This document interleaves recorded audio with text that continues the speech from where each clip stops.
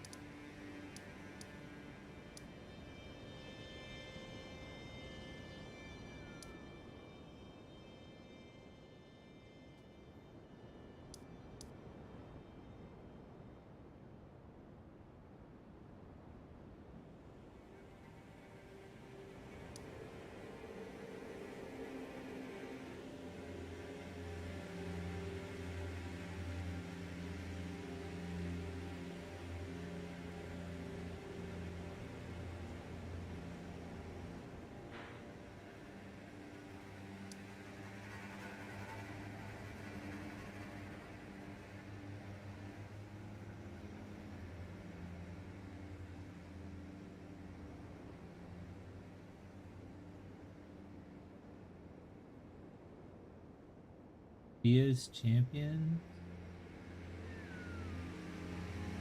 Well, I did call it. As far as here goes, Mimicked here did that. 11. Ancestor Spirit did that. Here you go, Ancestor Spirit. Dragonkin Soldier.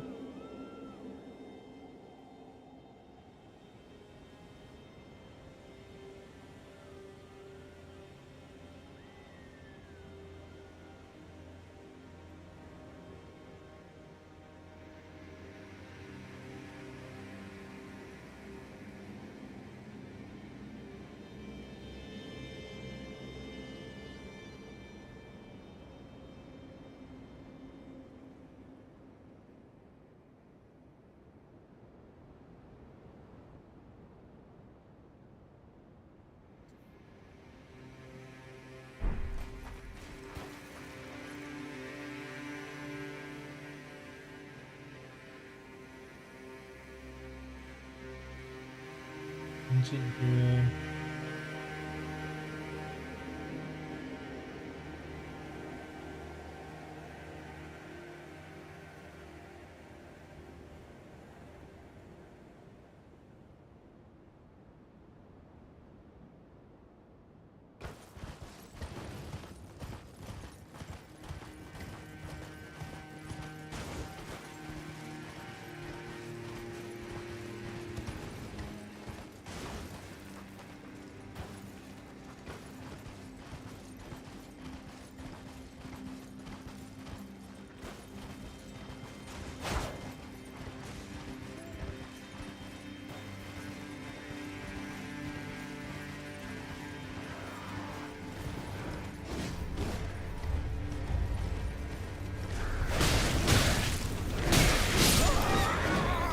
Oh my god.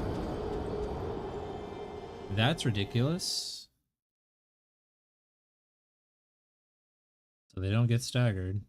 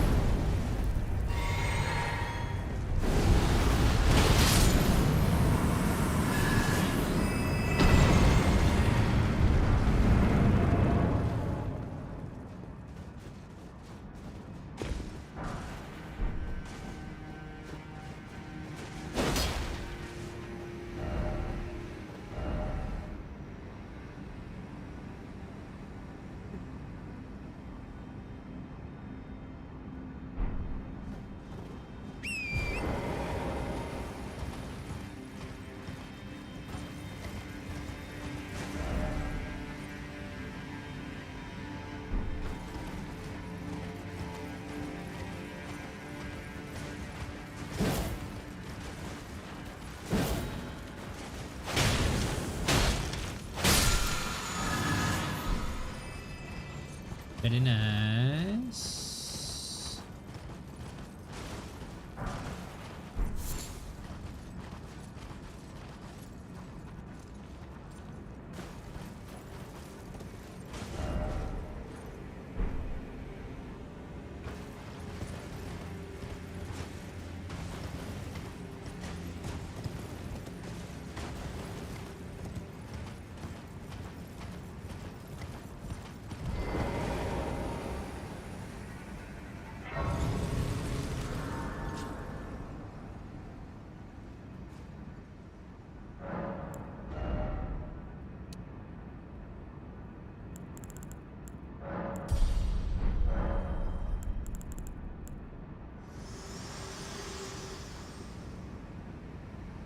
There is something I'd like to say.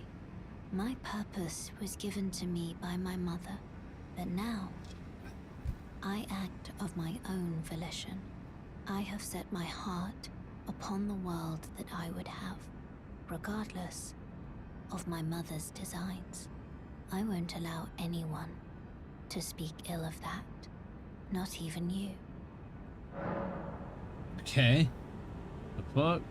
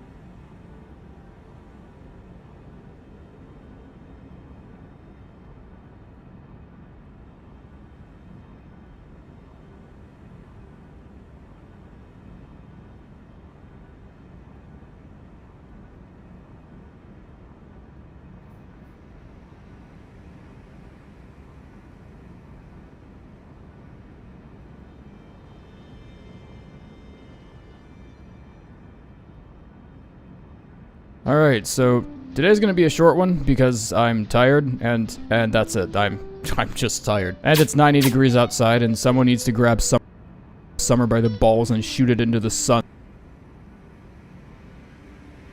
It may sound curious to hear this electric crackle of carbonation. Into the sun so I don't ever have to deal with it again. Today we're ranking great runes. Yep, there's 7 of them. That officially makes this video the shortest ranking I've ever done. And probably the easiest too, because I feel like most people have completely forgotten these exist and what they even do, because the game's been out for so long people have just stopped caring about them. That means I could potentially say whatever the hell I want about them and you'd probably believe me. So, whatever then. Guess what? Morgoth's rune puts your game in windowed mode and hard locks your gameplay at 25 FPS.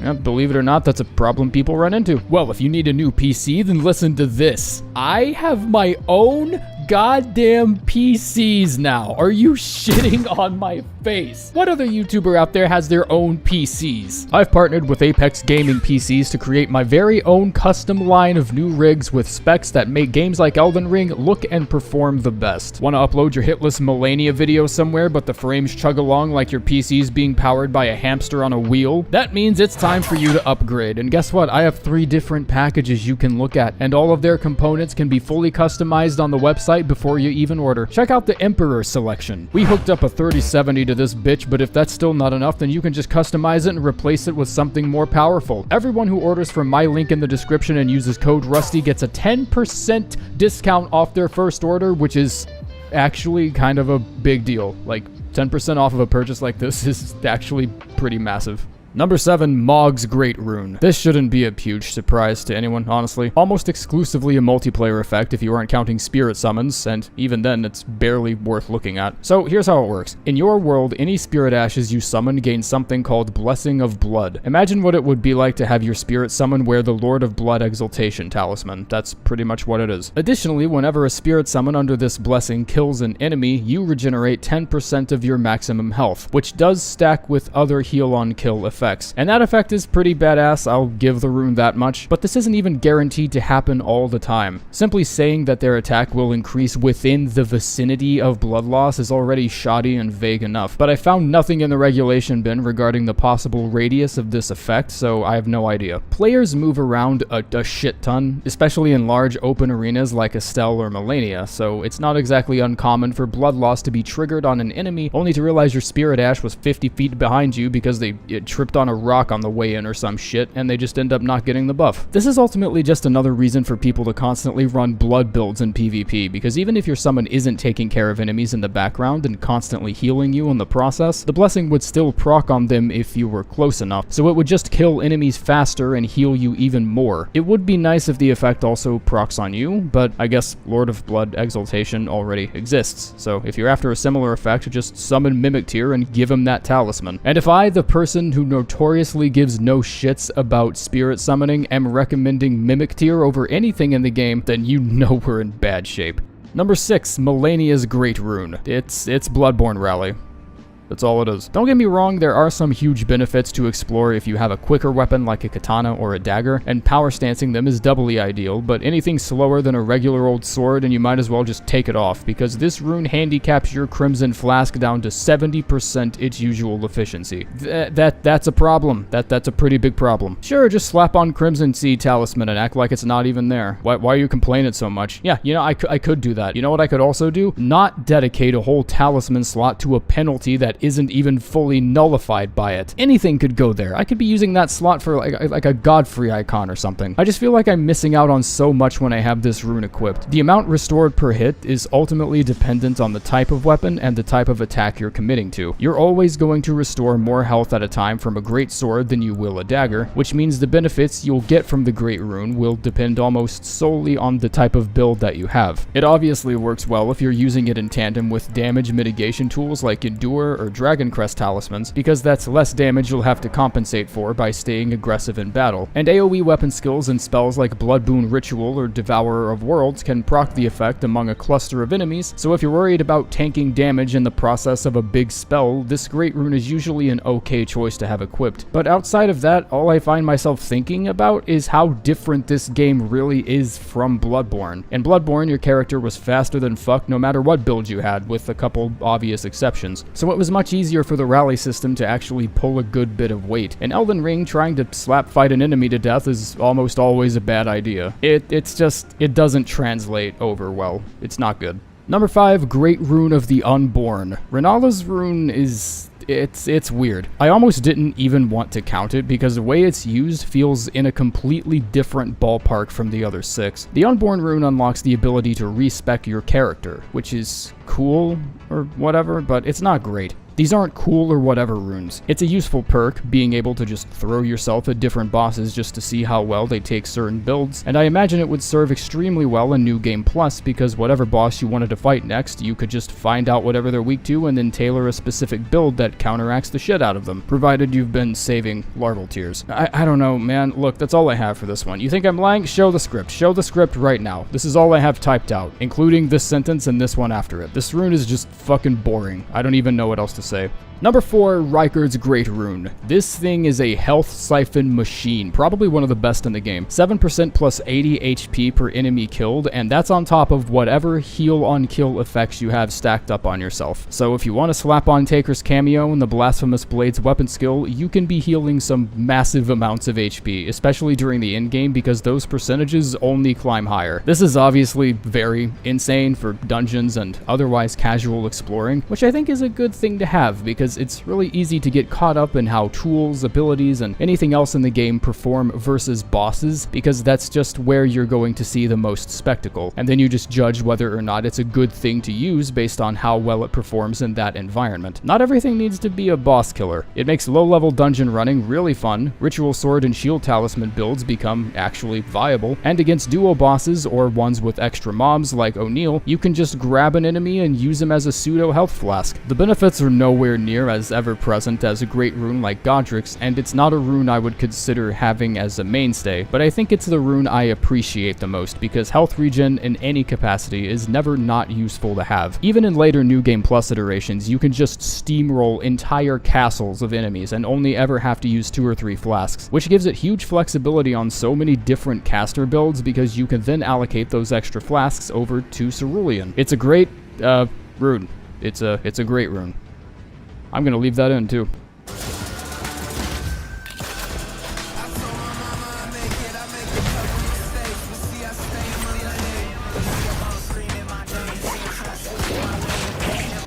Alright, now, let's all just sit back and have a nice, civil discussion, a nice little chat about the remaining 3 runes on this list. I understand that I am entering highly contested territory, but I think this game is finally old enough for me to start making the point that Vigor is not the most important stat in the world, okay? It's just not. The Vigor check memes were fun while they lasted, but most of us have played the game for a while, and we're better than that now. Okay, so Morgoth's Great Rune increases HP by 25%, which is fucking bananas. This increase is applied after all other health modifiers you currently have on. That means if you have 1000 base HP and the Crimson Amber Medallion bumps it up to 1060, the Great Rune will take 25% of 1060 and not the base HP. That's pretty cracked. Like, being able to take a whole extra hit from end-game bosses kind of cracked. If you can imagine Ember from Dark Souls 3 with a bit more benefits, that's essentially what this Great Rune gives you, and it doesn't give you a damn thing more.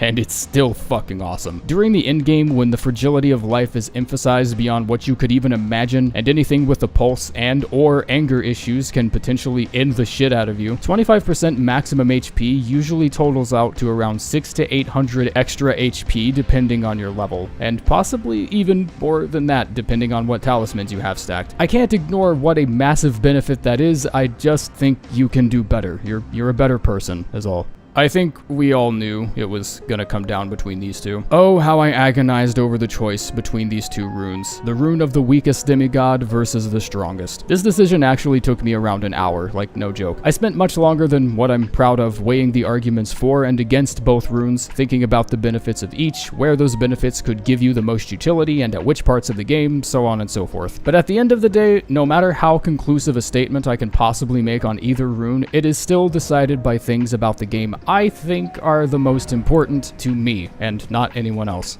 Alright, let's stop beating around the goddamn bush. Bush beating time is over. It's Godric. Godric's Great Rune is